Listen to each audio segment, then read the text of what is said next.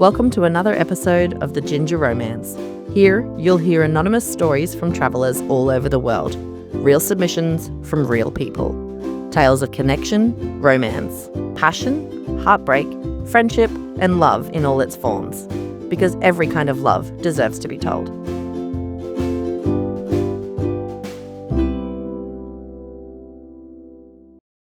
This week on the Ginger ROAMance, we share a soulmate connection set in South Africa. This is a story about finding your person in the unlikeliest place possible. Let's get into it. This happened during the 2010 FIFA World Cup in South Africa. I was 28, living in France, and completely obsessed with football. Not the casual kind of obsessed, where you watch your national team every few years and then move on with your life. I mean the kind where your weekends revolve around fixtures, your mood depends on results, and you've convinced yourself that this year might finally be your year. When the World Cup was announced for South Africa, I knew I had to go. I'd never been to Africa before. Most of my friends couldn't afford the trip, and a couple of them weren't interested enough to justify the expense, so I went alone. At the time, that felt normal. Football was the destination. I wasn't travelling to meet people or find myself. I wasn't even looking for adventure. I certainly wasn't looking for a wife. On June 22nd, 2010, France played South Africa.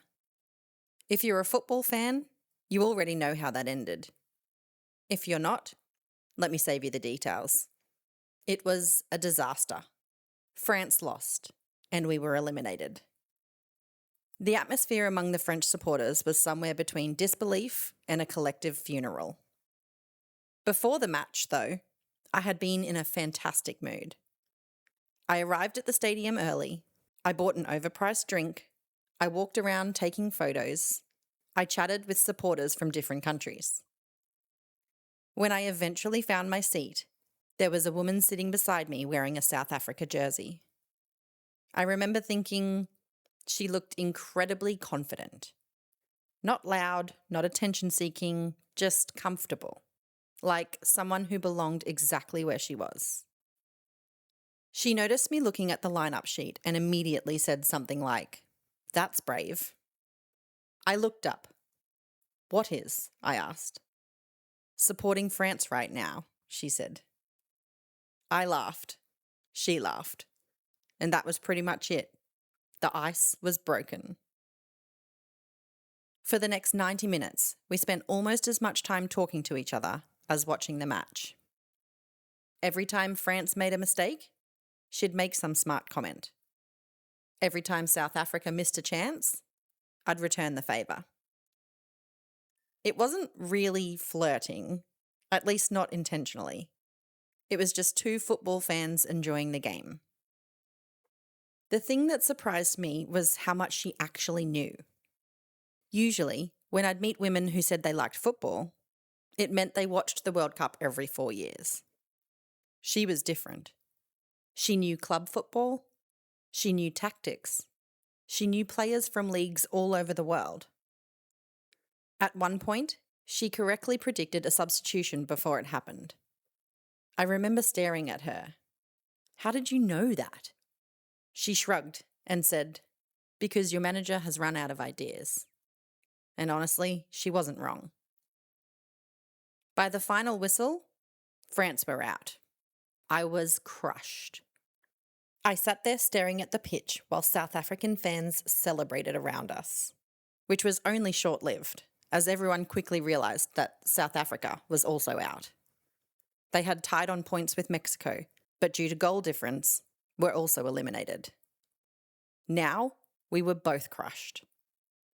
She looked over and said, "It feels like someone just cancelled Christmas." Then she surprised me. "Come have a drink. Let's drown our sorrows together." I remember thinking she probably just felt sorry for me. Looking back now, maybe she did. Either way, I said yes. We found a bar packed with supporters from every country imaginable. The conversation continued exactly where it had left off. Football, football, more football.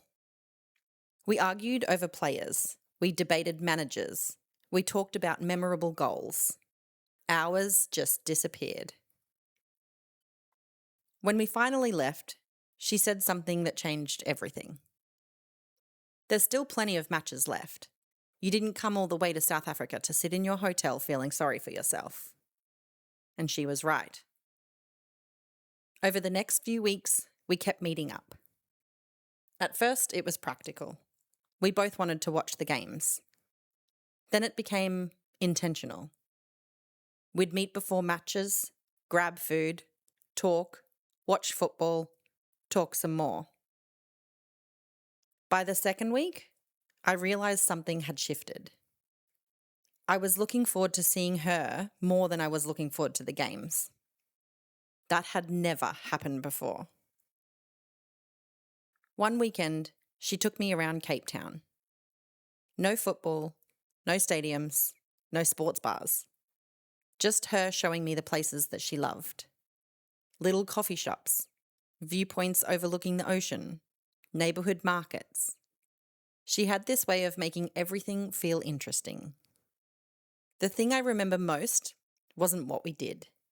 It was how easy it felt. We talked about our families, work, relationships, travel, the future. One evening, she invited me over to her apartment to watch a match. I expected takeaway food.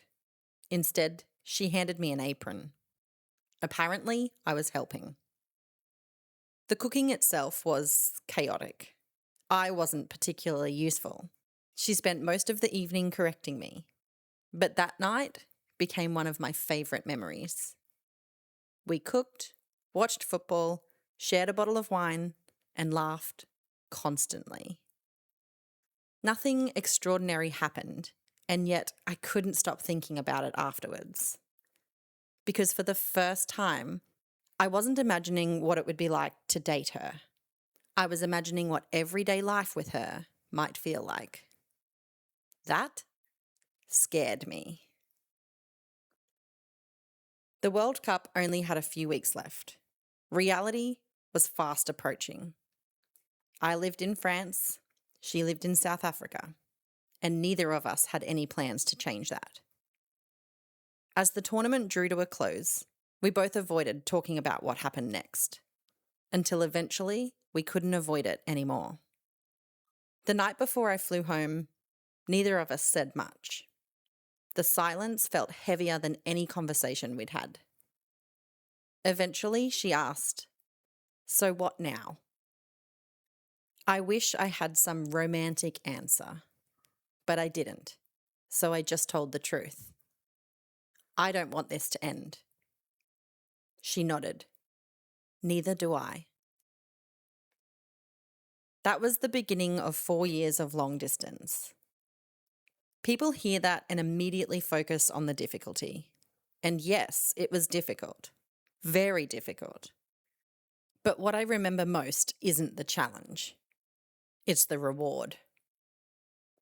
We talked every day, not because we had rules and not because we were forcing it, because we genuinely wanted to. Sometimes we'd spend hours on video calls. Other times it was just quick messages. We learned how to be a part of each other's lives, despite being thousands of kilometres apart. We visited whenever we could. I'd fly to South Africa. She'd come to France. Every visit felt important. Not because we were trying to create perfect holidays, because we were trying to understand what real life together might actually look like. We saw each other sick, stressed, busy, tired. Those things matter. Anyone can be romantic on holiday. Real compatibility shows up when life gets inconvenient.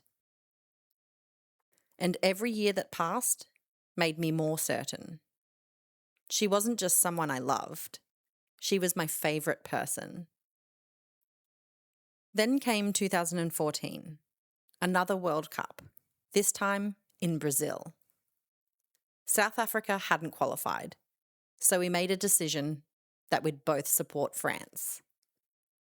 She bought a France jersey. I still have a photo of her wearing it. I don't think I've ever been more proud of anything. Meeting in Brazil felt surreal. 4 years earlier, we'd been strangers sharing a row of seats. Now, we were arriving together, booking accommodation together, planning our days together, arguing over restaurant choices together. It felt like a glimpse into the future, and neither of us wanted to go back to long distance afterwards. Not again. A few months later, an opportunity appeared. I landed a role that could be done remotely, and for the first time, moving felt realistic. I didn't hesitate. I eventually moved to South Africa. People thought I was crazy, and maybe I was. But there comes a point where staying safe becomes riskier than taking the leap. I knew exactly what I wanted, and I wanted her. The adjustment wasn't easy. New country, new culture, new routines. But having the right person beside you makes almost everything easier. We built a life together slowly. Nothing movie-worthy, just ordinary things. Weekend markets, dinner with friends, road trips, inside jokes. The little traditions couples create without even realising it. A couple of years later, I proposed, and thankfully she said yes. The wedding was exactly what we wanted. Friends, family, good food, good music, and plenty of football jokes. A few years after that, our first child arrived. Then our second. Life became busier, messier, louder, but somehow even better. One thing we promised each other early on was that we'd never completely lose the thing that brought us together: football. So every 4 years, we try to make the World Cup happen. Sometimes it's complicated, sometimes it's expensive, and sometimes life just gets in the way. But we always try. It's become our tradition, a reminder of where this all started. The funny thing is that the older we get, the less the football actually matters. Don't get me wrong, we still yell at referees, we still celebrate goals, and we still argue over tactics. But the tournament has become something else. It's a checkpoint, a chance to look around and realise how much life has changed since the last one. In 2010, we were strangers. In 2014, we were long-distance partners planning a future. In 2018, we were married. In 2022, we had children. And now, here we are, 16 years after sharing that row of seats. Unfortunately, we couldn't make it to this year's tournament. My wife is heavily pregnant with our third child. Apparently, international football trips are not considered essential travel. I argued my case, and I lost. Some things never change. So instead, we're watching from home. The kids wear tiny jerseys. We cook food. We stay up too late. And every now and then, I'll look across the room at her and remember the devastated French supporter she took pity on all those years ago. It's funny, people often ask how we met. They expect some incredible story, some grand romantic moment. But the truth is much simpler. We sat beside each other at a football match. That's it. Just two people who happened to start talking. The older I get, the more I realise how much of life works like that. One conversation, one seat assignment, one decision to stay for a drink. And suddenly, your entire future looks different. I travelled to South Africa hoping to watch France win the World Cup. Instead, I found something much better. I found the person I wanted to watch the rest of my life with.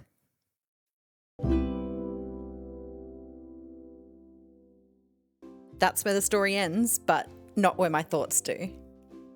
What I love about this story is that despite all odds, neither of them treated the distance as proof it wouldn't work.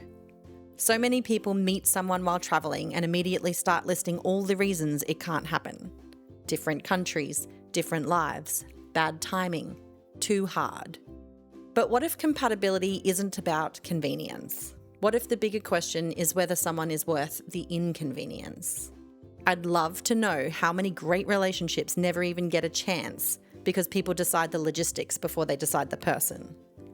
Let me know in the comments if you've ever been in this situation, and I'll catch you in next week's episode.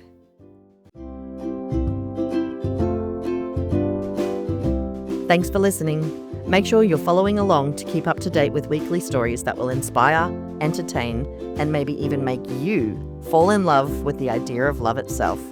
Got your own romance story and want to be a part of the Ginger Romance community? Check the notes for details on how to submit your own.